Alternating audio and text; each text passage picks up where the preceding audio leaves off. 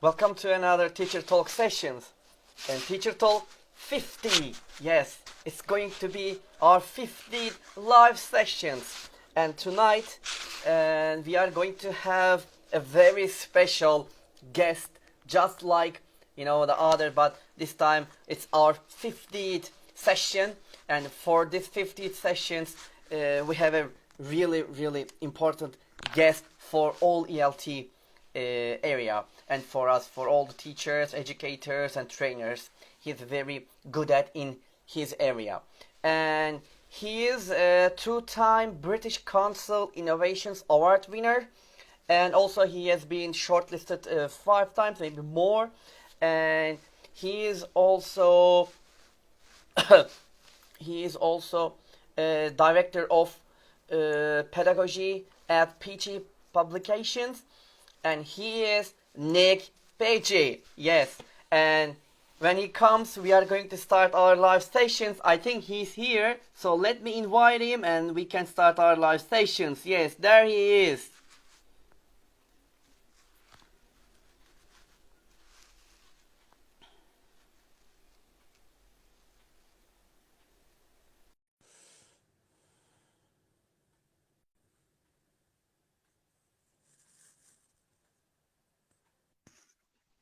Yes. Hello. Hi there. Good evening, Nik. It's great to see you. Hi, good to see you too. Wonderful. I wasn't really sure how this worked and whether it was going to work or not, but we seem to be here, so that's great. Yeah, it's wonderful. And before start our live sessions, I would like to say thank you to accept my invitation to join Teacher Talk sessions, especially the 50th sessions, which is really important for us. And for this 50th sessions, you are going to be our 50th guest. That's also very important and very, I think, wonderful for us. That's great. Congratulations on doing 50 of these. That's fantastic. Yeah, thank you very much. And there is an echo, they say. What about now? Let me turn mine down slightly. It might be picking up my microphone. How about now? How's Is it that? okay now?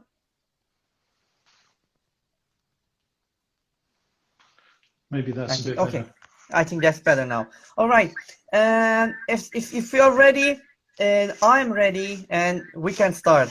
Sure, let's start. Yeah, I know you, and I would like to say that I'm very big fan of you, Nik. But maybe other listeners, and they would like to know about you. For this reason, can you tell us about yourself, please?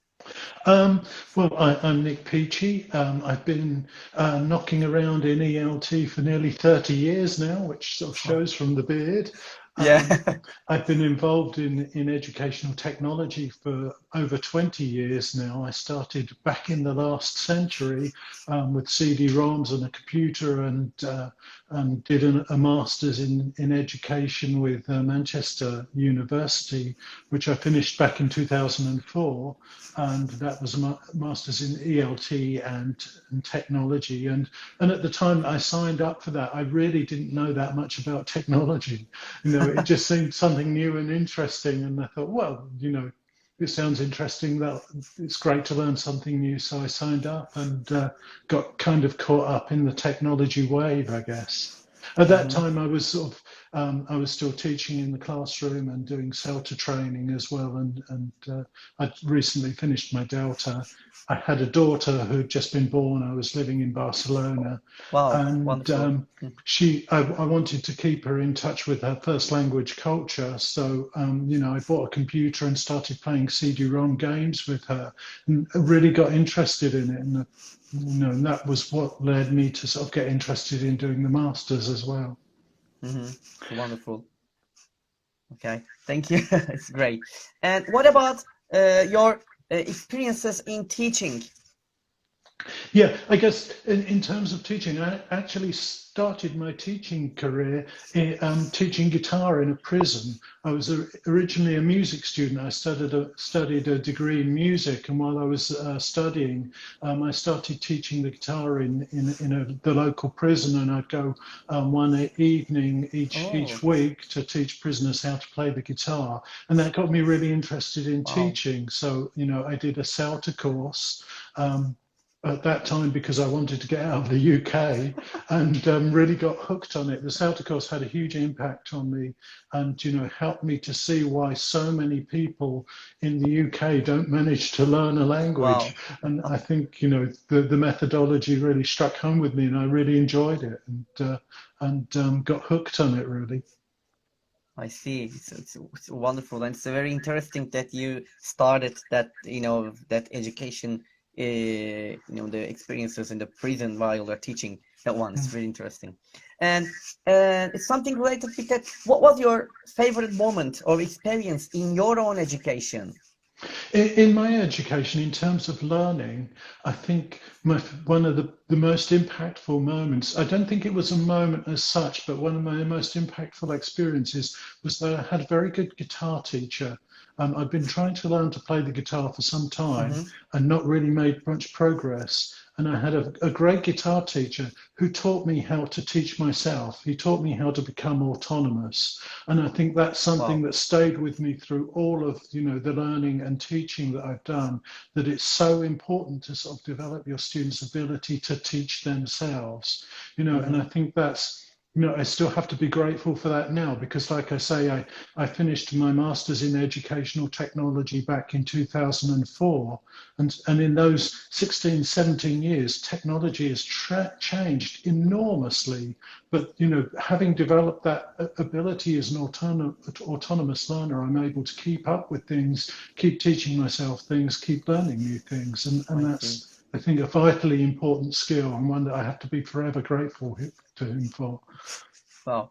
Okay, thank you. It's very, I mean, like, it's very quite great moment to hear from you. Yeah. And what about your current job, Nick? Can you tell us about it and what kind of things you are doing?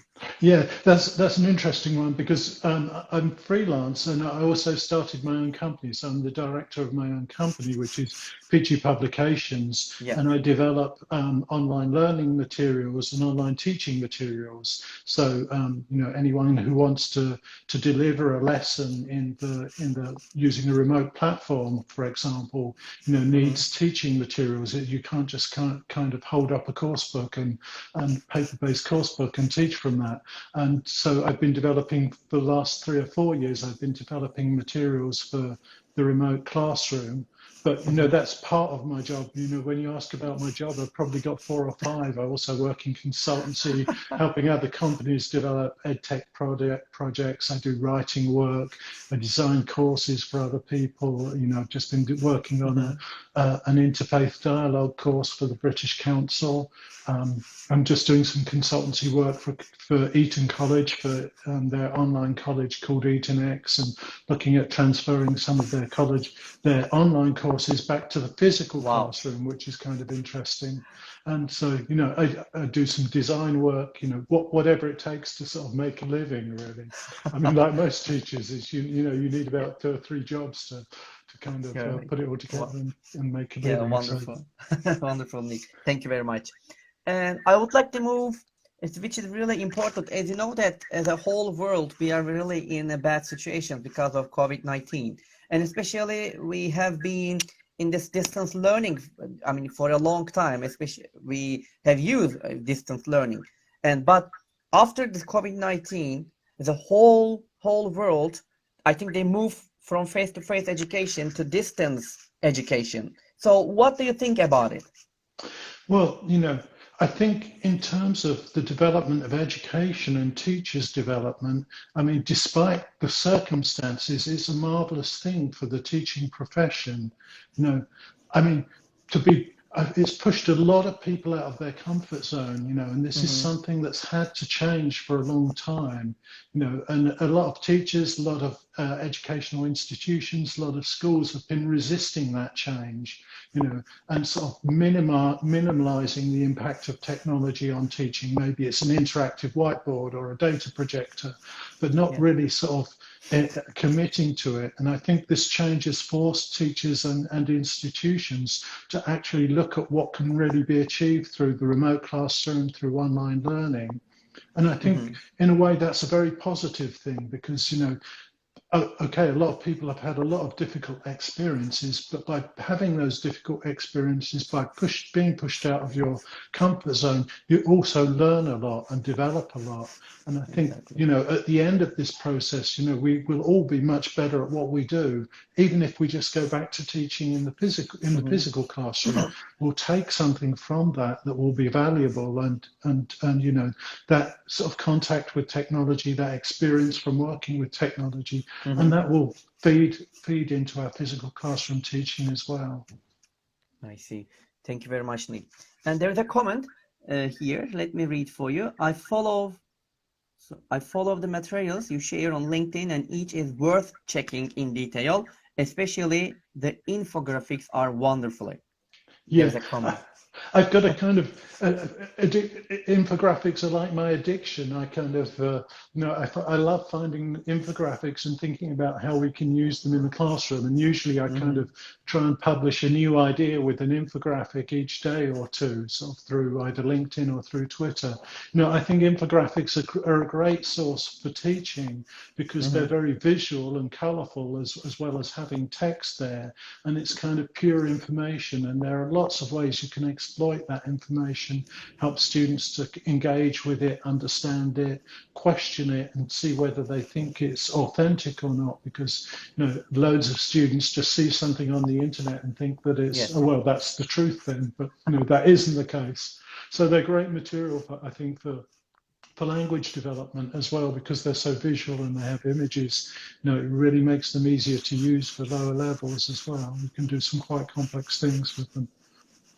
Yeah, you are right. Thank you very much, Nik. And we all know that you are very interested in technology and the language education. And I have some questions about this. And the first question is, how does technology affect the English language? Well, no, I think that's an interesting question. No, I think sort of technology has affected the English language, although you know, really that's a question for someone like David Crystal, I think, but it has affected the English language.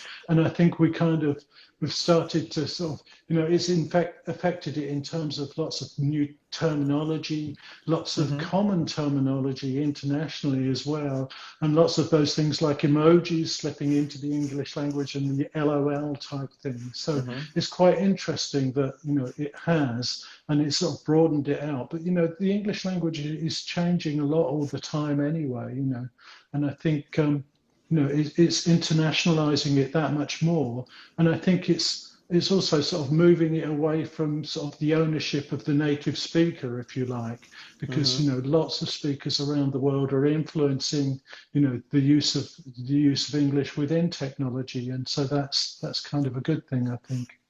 I see. Thank you very much. Thank you very much, Nik. And my other question is, what is the importance of English in technology?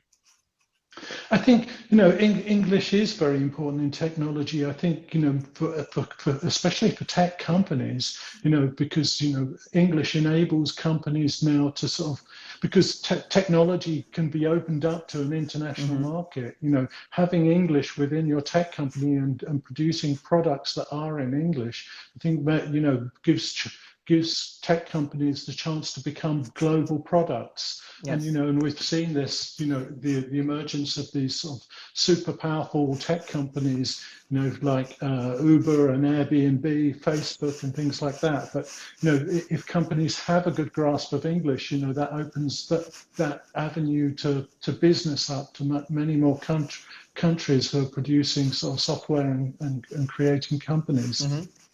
I see. Thank you very much. In a way, the same goes for teachers as well. If Yeah. you're good at, if you're a teacher now and you can speak English, you can teach on the internet, and you've got a global market now. And I think that's another of the Exactly. positive changes for teachers now through the. Yeah, I totally agree about it. And my other question, as we all know that we are all using the social media a lot, especially we all already use the social media a lot, but after this, the COVID-19, we have started use it more than ever, the social media. So how is social media changing the English language? Yeah, I think it's sort of some of the ways that we already mentioned. I think it's becoming Yeah. more internationalized, and I think it's great that we are using English on social media a lot more, and I Mm-hmm. think that's sort of a great opportunity for our students to really engage with the kind of first language culture as well. They can actually use their English on social media and communicate with the people from around the world, which I think must be great for students. I remember when I first started teaching, the chances of my students actually speaking English with someone outside of the classroom were very remote, or actually using it authentically to Mm-hmm. sort of communicate with someone, was actually quite small. But nowadays, they can sort of go online and use their English with other students every day. So yeah, I think that's great, and that must I see. really power your motivation. I see. Thank you very much. Thank you, Nick. And another question about, again, social media. Does social media improve language skills? In what ways?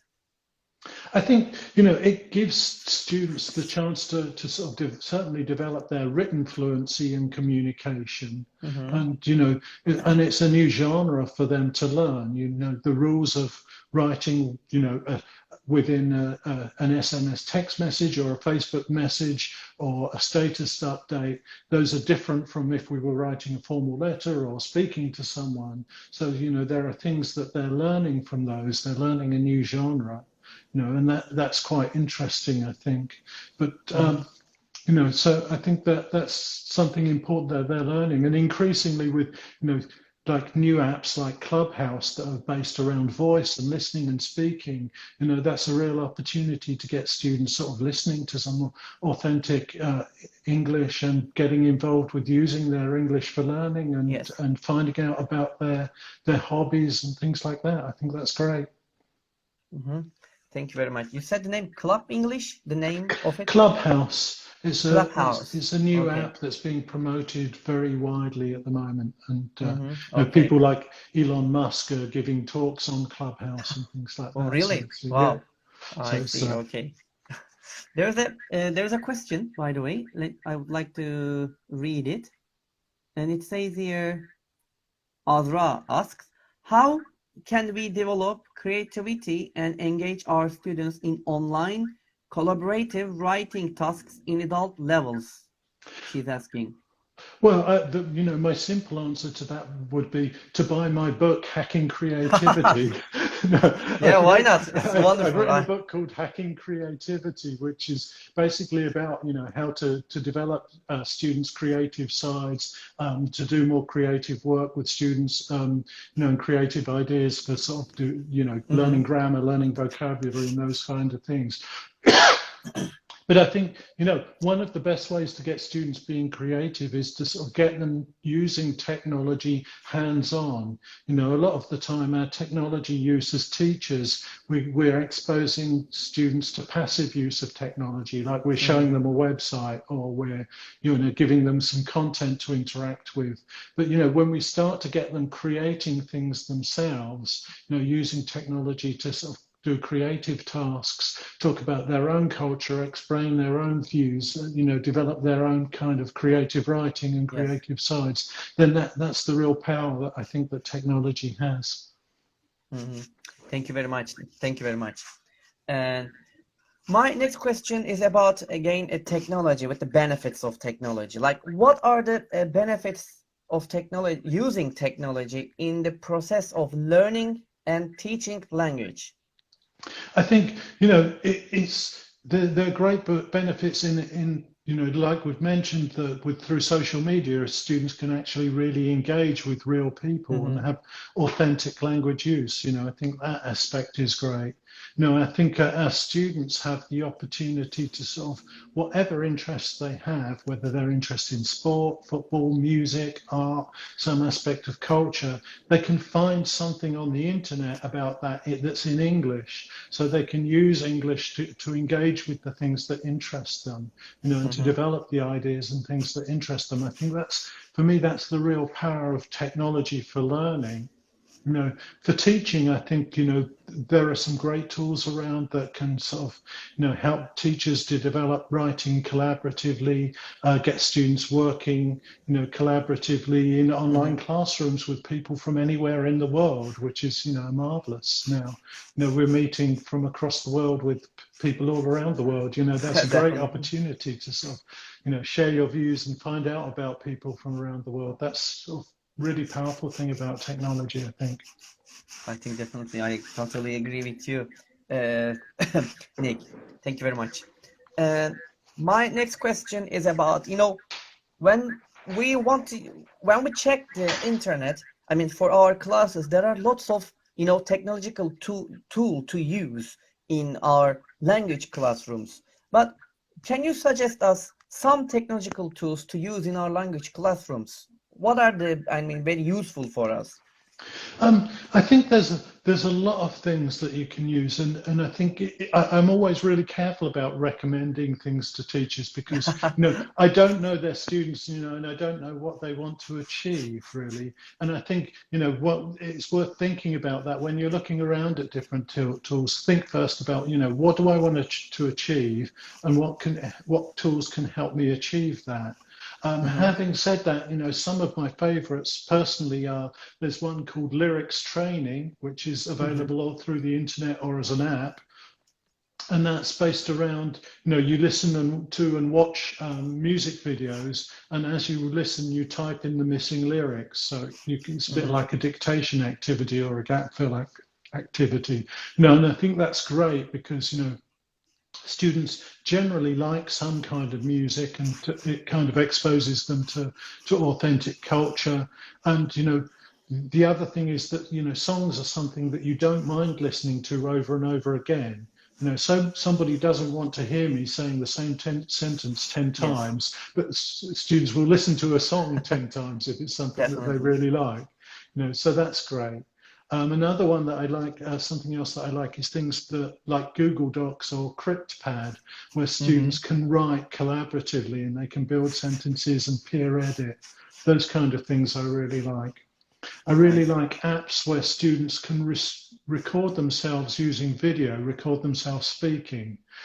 Because I think that's really powerful because they can watch themselves, listen to themselves, and that opens up this sort of aspect of body language and facial expression and all those kind of paralinguistic features that students often forget and teachers often forget in the classroom.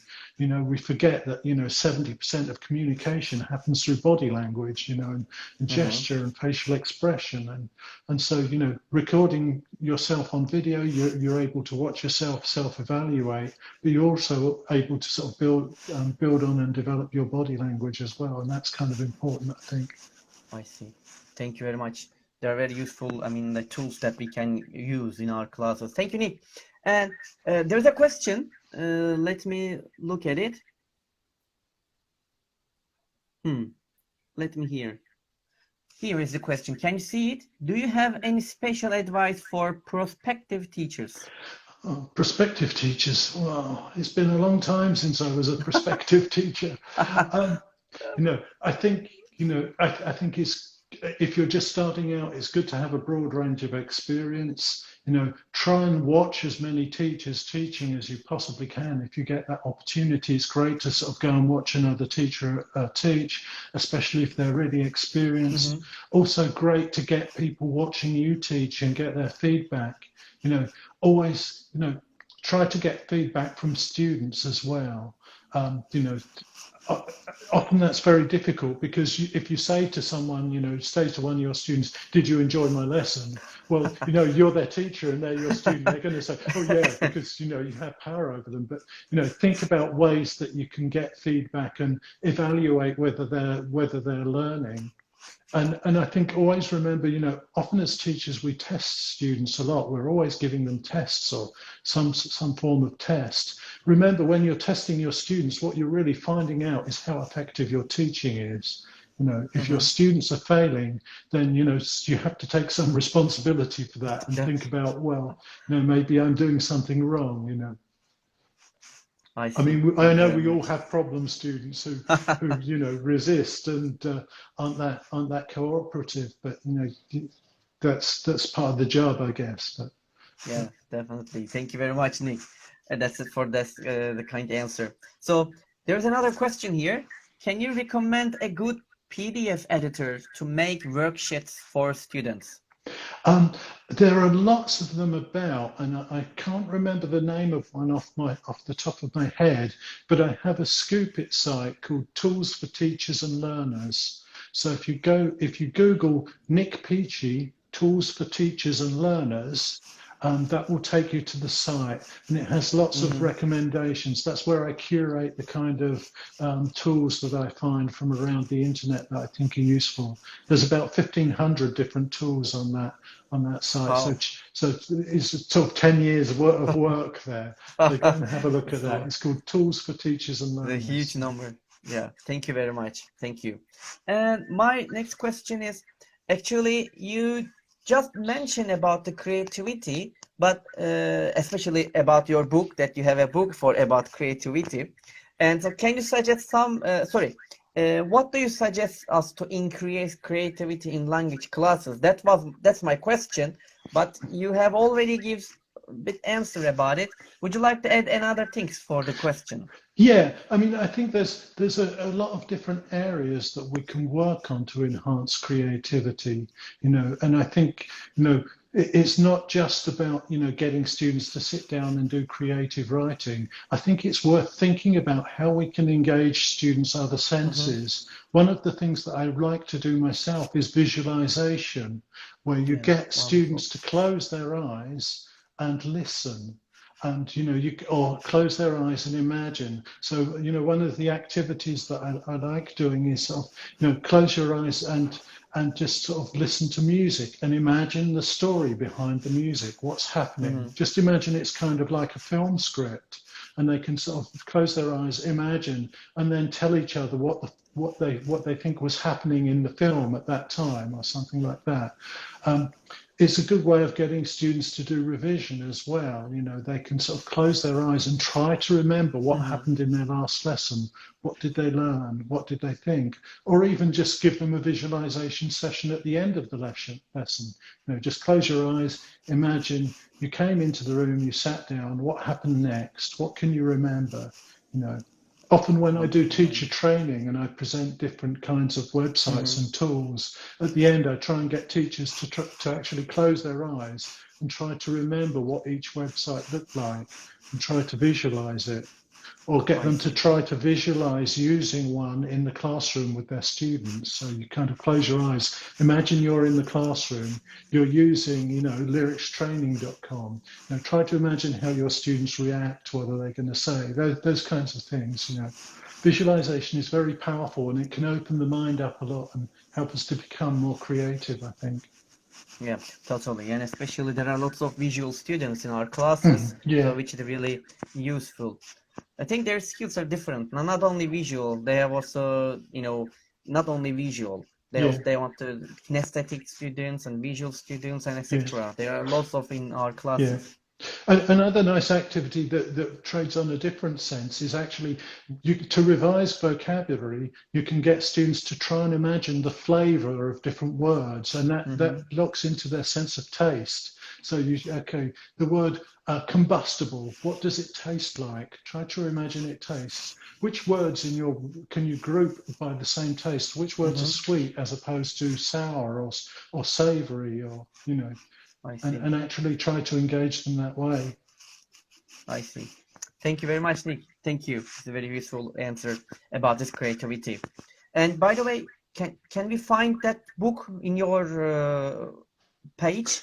Yeah, if you just Google hacking creativity, Mm-hmm. Peachy Publications, I'm sure you'll find it. It's not I difficult to see. find. Yeah, Okay. Thank you very much. or you go to my And website. I see. Thank you. And my next question is about students. You know, students, they always ask one common question to the teachers, like, teacher, how can I improve my English? So, what are your suggestions for this?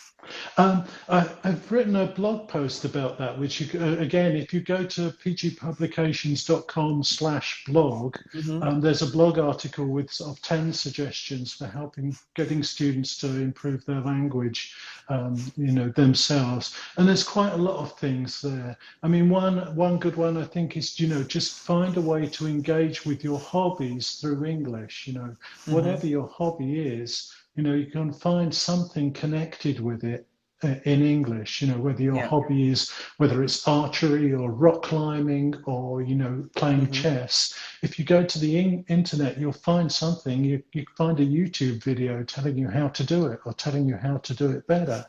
So learn the things that you want to learn and try and, develop them through English. You can I also see. find lots of videos from maybe the films that you like that are in English, and you can find the script. So listen to videos and try to Mm-hmm. imitate the voices of the people, try to imitate the kind of expressions that they use and the emotion that they're expressing. I see. I think that's something else that we often neglect.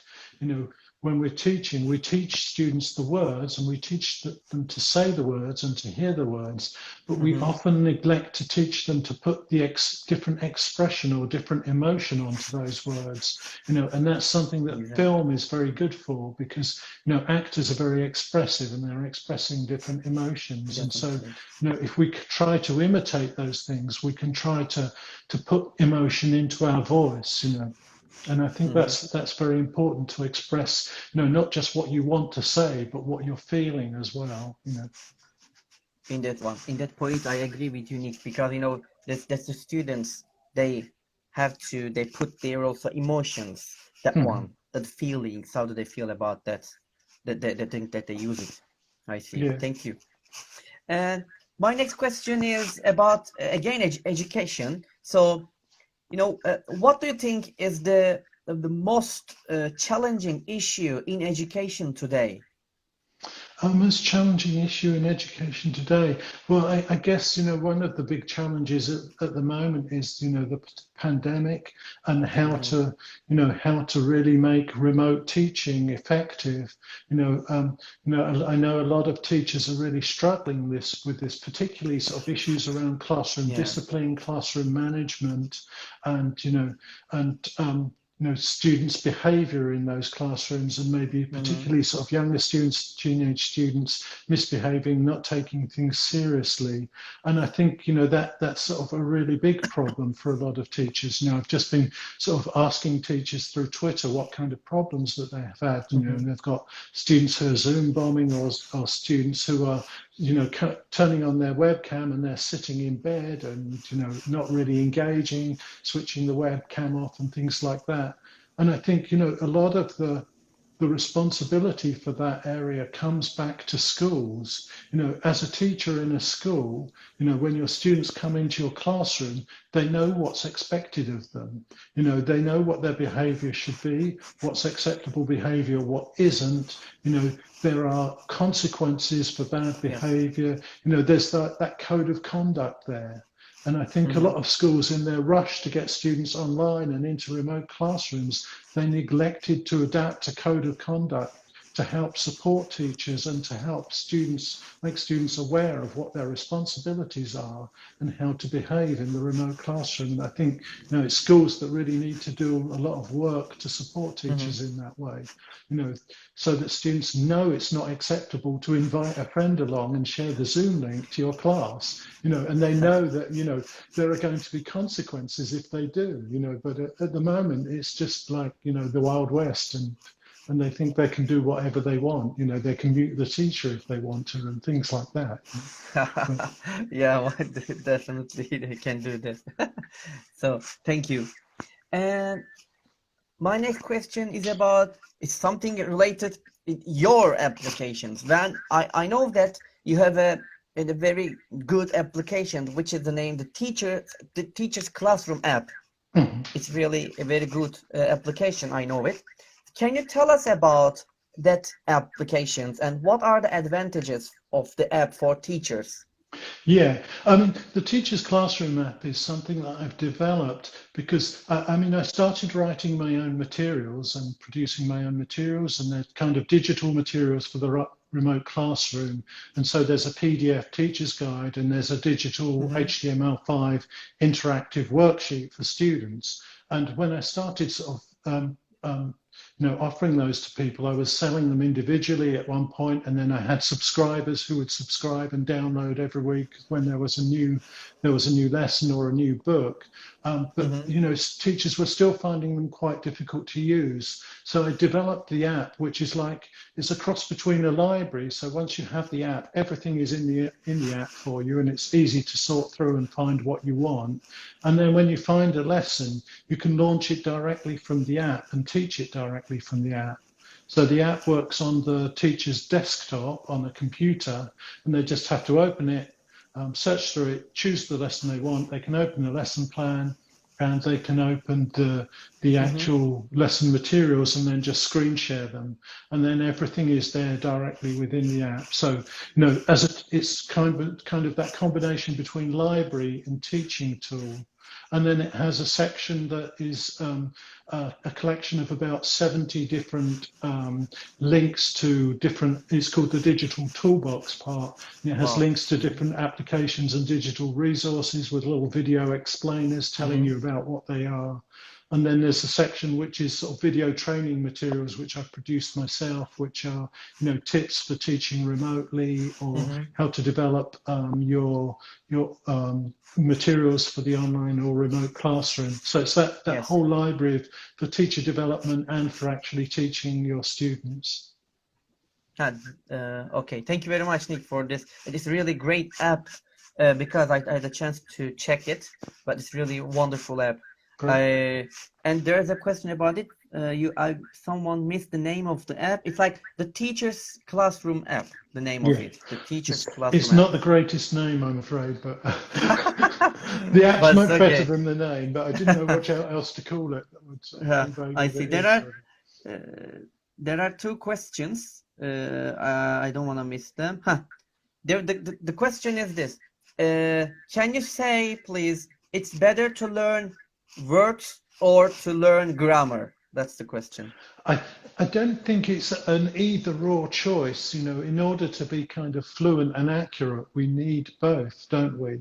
But probably the starting place to sort of be able to produce something and communicate quickly, I think, is probably the vocabulary. And pushing vocabulary can sort of help students have a sense of development much quicker, and then you can sort of lay the grammar on top of that, use the grammar to connect up the vocabulary. I know sort of someone who's sort of lived and worked abroad and had to learn languages quickly in order to survive.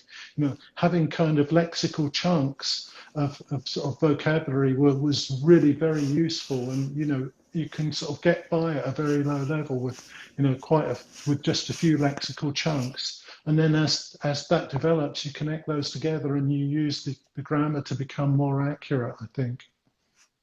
That's how I feel anyway. I see. Thank you very much. Thank you very much. So I totally agree. I mean, the words and the grammar, they both go together. I think one of them, if missing, it's not, the complete thing. Okay. And there is another question. So, which is, are there transcription apps or converting of images to text app for online classes? That's an interesting question. Those are two quite different things. I think transcription apps, there are transcription apps around which will transcribe audio to text, if that's what you're looking for. There are a few of those around. Again, if you go to Tools for Teachers, you should find something like that. And I think there's a good one called Scribe. Transcribing images to text, though, is kind of quite a different thing. Often, when for example, stock photo sites, when they index images, they will get someone to write in the meta tags what's in the image. So if you need to do that, like for example, if you have someone who has visibility problems or is using a screen reader, then using images that have those meta tags can really help. But I don't know that much about it really, and I'm not sure. I know there's a site which will create word clouds from videos as long as it has closed captions, and that's quite handy. That's called Skim Through. I see. Thank you, Nick. There is also a comment from Ipek. Google Meet has a subtitle feature for English as well as some other languages if you are willing to use that platform for classes. Yeah, quite a lot of the remote classrooms like Zoom and Teams as well. Nowadays, if you can turn on transcriptions and it will sort of automatically transcribe your voice and put subtitles underneath. It's not 100% accurate, but it's quite good and certainly useful if students are struggling a bit. Yeah, I see. Thank you very much. And my next question is about learning trends. Which learning trend captures your attention the most and why? For example, mobile learning, project-based learning, game-based learning, like this, etc. I'm quite interested in all of those. I think I've been interested in game-based learning for years, and especially how sort of computer games, especially ones like World of Warcraft that enable interaction, can enable students to learn because lots of students get hooked on these big sort of interactive computer games, and that's if they can interact with other people in English, that's great.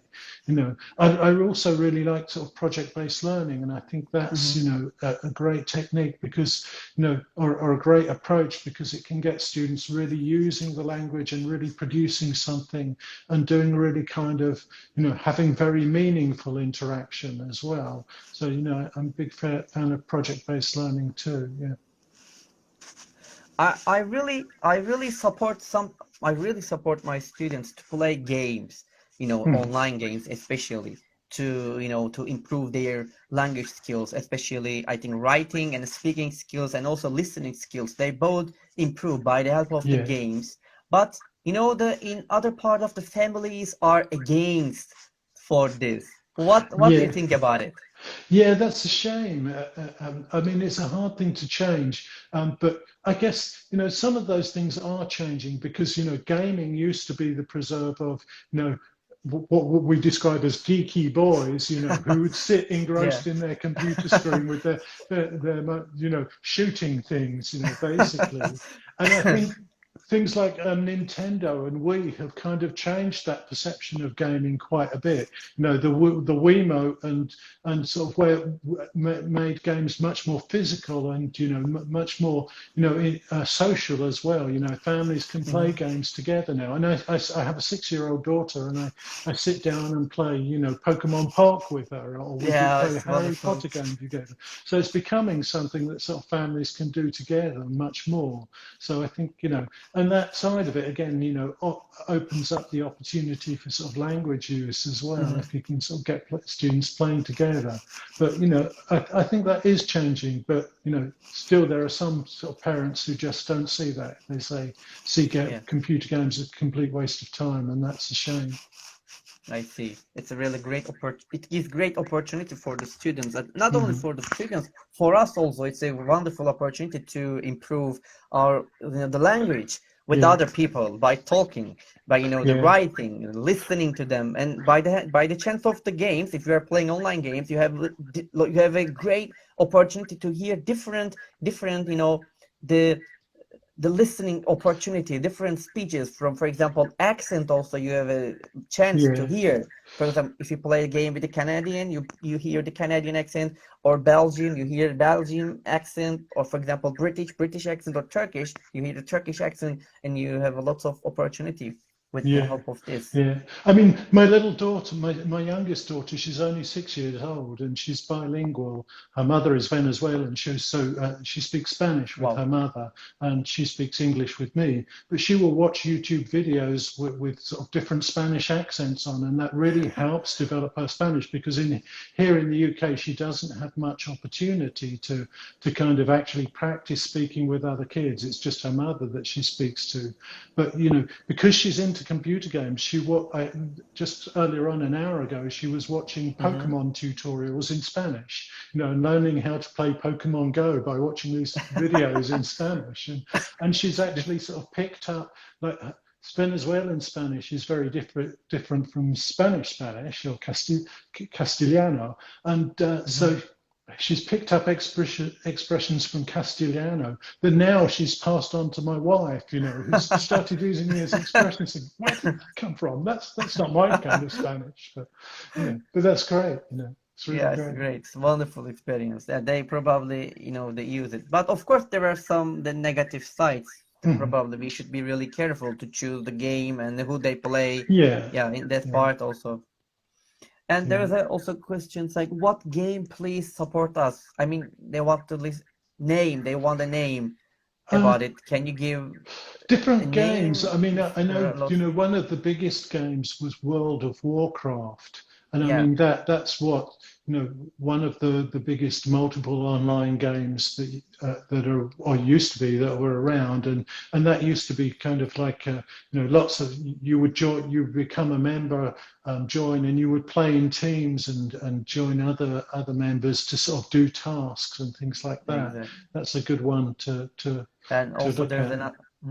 There's another League of Legends. That's also Yeah, League another of Legends as well. Legends. Yeah, Also, that's another game that they can play it. Okay, thank you very much. It's very, it's a it, quite it, nice. it's interesting actually that years ago, 20 years ago, a bit more than that, I used to teach in Spain, and I had a student, and she said her sister had got into this game Dungeons and Dragons. And in Yeah, those it's days, it used to wonderful. be a text-based game, but Hmm. she'd got into playing it by email with other people, and she would sort of be emailing people with English. And she said, "I'm so jealous, I come to English lessons, and my sister speaks better English than I do because she's been playing Dungeons and Dragons," which was Yeah, interesting. definitely.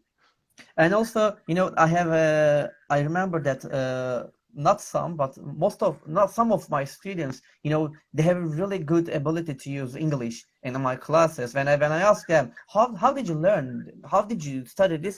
I never, I never been a course, or I never, taken a course. I learned English, by playing games, the English Mhm. games. So I improve my English by the help of the games. So normally, Yeah. and also from you, we come to the class and we learn here, but most of my English comes from the games, they say. Mhm. It's Yeah, interesting, I but mean, real. this comes back to, students' interests and their hobbies. Those are the things that really motivate them. And, if the internet or technology gives them chance to express and find out more about those Mhm. hobbies, then that's the real power, the real autonomous, intrinsic motivation, isn't it? Definitely, definitely. It's great. Thank you, Nick. And there are only two questions left, by the way. Time flies, and only two questions left. And my the first question before the last one. So, what are your favorite three websites to suggest for teachers to use their classes? Maybe the first one is, is it the Peachy Favorite publications? three. Yeah, I guess Peachy Publications is a great Actually, one. There's lots of great materials there yeah, exactly. that have been specifically designed for the remote classroom and that are innovative and creative. And yeah, so there's Peachy Publications. I guess there's the British Council's Teaching English website, which Hmm. has loads of great free materials on. That's something that I used to work for the British Council, and I helped develop that in the early stages. And and I know that there's loads of materials there which are great. If I had to think of a third one, Now I mentioned lyrics training, but that's a good one for students. A third one for teachers. Probably the BBC's site, Learning English, or Yeah, maybe I One see. Stop English. Yeah, But there. increasingly there are a lot of great, independent people producing materials. Jamie Keddy's Mm-hmm. lesson stream is great. He does a great job. There's, Kieran Donaghy. He does Yeah. film English and produces great materials and great lesson plans as well. Mm-hmm. Increasingly, I think, individual teachers who have some experience in sort of putting themselves out there and sharing lessons. Exactly. And again, that's one of the good sides of the last year that we've been through is that, what I've seen looking at social media is there's been a real kind of explosion of teachers using Mm-hmm. it in a way to develop each other, help each other, generate Exactly. income, all of those kinds of things. The professionalism of teachers' use of technology over the last years has escalated by tenfold, I think. Mm-hmm. Okay. I remember. Oh, sorry. Just one more note. No, no, no. Of I course, was of teaching course. to. I was talking to a school director a few months, about a year back, at the beginning of this Yeah. pandemic, and he said to me, "It's like we're being dragged 10 years into the future." And I said to him, "No, it's not actually. It's like you're being dragged 10 years into the present." You know. And I think, educational technology, I think for a long time we've been lagging behind other professions, in our Yeah. adoption of it and our use of it. And we've caught up those 10 years in 1 year. And I think for teachers and their development, that's an amazing feat. And that's something marvelous. It's a I see. shame that it took a pandemic to make that happen, but Yeah, I know. So sad, but nothing to do right now about it. Thank you, Nick. And there's a comment about it. My children, Bonu Himova says, my children oh, like to play Roblox. They can improve their English because they discuss with other people who are having good pronunciation, which is another game, yeah, Roblox. yeah, Yeah. And actually, I have the last question, but I would like to add another question. Can I? sure. Yeah, as you know that the technology is, the getting, grow the day by day, not in the day by day, and every hour it's getting growing. So in this case, what do you think about the future of English teachers about this growing technology and other things? Yeah, I mean, I think, English, I don't see technology replacing good teachers. That's something that I don't think will happen. I see, teachers who use technology being able to enhance their skills, but also being able to enhance their opportunities as well. Mm-hmm. We've stepped away from the place where, if you want to make a living as a teacher, you have to be attached to a school and you have to, give the salary that they give you and take the hours that they give you. Actually, there are opportunities now for teachers to diversify and create their own way of living. So, I think that's sort of something positive in terms of technology in teachers' Mm-hmm. future. Maybe a few other things that it's also a challenge for teachers, I think, in that, once this pandemic is finished and some of us go back to classroom teaching, that we continue to engage with technology and continue to develop our use of it and develop ourselves through our use of it as well. Because, we can use technology to develop our teaching skills, not just our students' Mm-hmm. English. And I think that's quite important, is that we don't just kind of settle back into being comfortable again. I We've been see. outside of the comfort zone. Let's continue to stretch it. Let's not just go back or sit on what we can do. Yeah, totally agree, Nick. Thank you. And my last and the most difficult question. Ready for it? Sure. Yeah. What is your motto? My motto. Uh, I guess I've got a few mottos. I think Okay. one of Go. the favourite things is, nothing great was ever achieved without passion. So try and do what Yeah. you're passionate about, and I think passion for me is one of the great things in my life. I don't want to just sort of tread water and get to Mm-hmm. retirement and think, oh well, yeah, that was an easy ride. Kind of be passionate about what you do, take risks, and I see. have new experiences. Okay, thank you very much. The very, very, the meaningful motto. Thank you very much. Thank Nik, you. before finish, that's all my questions, and it was wonderful. Before finish our live sessions, would you like to add anything else to our live session? Well, I guess thank you for everyone for coming along and listening. I hope, I hope that, despite the fact that we're going through a really difficult phase in sort of human history, I hope that we can take something positive from that, in terms of the way, we develop ourselves as teachers, the way we help to develop each other as teachers, because I think, another of the things that I've seen that's been really marvelous is, teachers helping to develop other teachers throughout social media, throughout the internet. That has been really, great and inspiring to see how teachers have worked together to sort of, look for how to overcome that. And I think that's something really great that we need to hang on to and take forward with us. I think that spirit of cooperation and collaboration. Thank you very much, Nik. And before I I finished our live session, I would like to ask one more question. Is that the guitar that you have started, that the teach in the prison? Is that the guitar behind you? No, that one I didn't use that one for the prison. I bought that one in Singapore when I was teaching in Singapore, and I bought that one. I see. I don't think I still have the one I used to teach it with in prison.